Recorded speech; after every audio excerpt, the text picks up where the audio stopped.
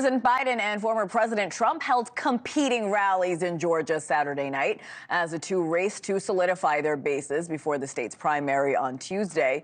NewsNation's Kelly Myers is live in Atlanta, Georgia, with the biggest moments from the momentous events. Good morning, Kelly. So what are Biden and Trump planning to do to keep the momentum going ahead of Tuesday's primary?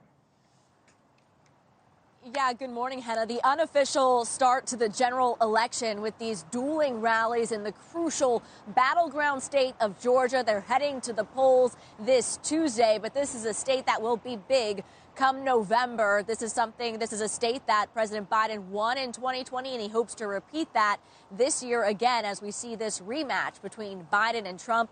Both of them holding dueling rallies on Saturday night, simultaneously almost. President Biden started first. We were out there with him in Atlanta, Georgia. He was joined by Georgia's two Democratic senators.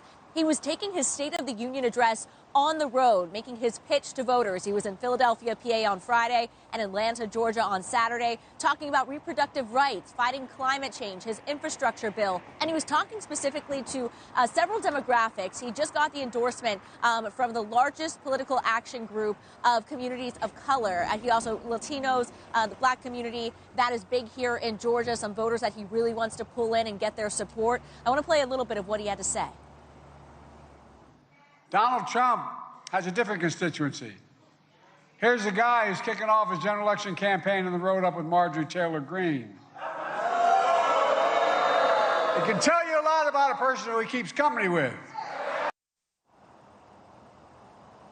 Now Trump holding his own rally in Rome, Georgia. That's the district of Marjorie Taylor Greene, the congresswoman from Georgia. She was the one that called President Biden out during his State of the Union address on Thursday. She wore the Say Her Name shirt about Lake and Riley. She yelled, "Say her name," and that was the moment where Biden held the pin, said her name. He pronounced it incorrectly and called her an illegal. He told MSNBC yesterday that he regretted using that word. Trump hitting at him yesterday, saying he shouldn't be apologizing for the word. He should be apologizing for his actions. Take a listen to this. No. He's a threat to democracy. I will tell you, he's a threat to democracy. Weaponize government, weaponize the FBI, weaponize the DOJ. He's a threat to democracy for other reasons also. Number one, he's grossly incompetent. Now, backstage, Trump met with the parents of Lake and Riley at that rally. Then he headed to Miami to go to the UFC fight, to be featured in the audience there. President Biden is going to hit the road and head to New Hampshire on Monday and then on to Michigan and Wisconsin. He's hitting about 5 different states over the span of 1 week. They're going to be very busy. Looking ahead to Tuesday, Kelly, what can we expect for the Georgia primary? Like you mentioned, this is a battleground state.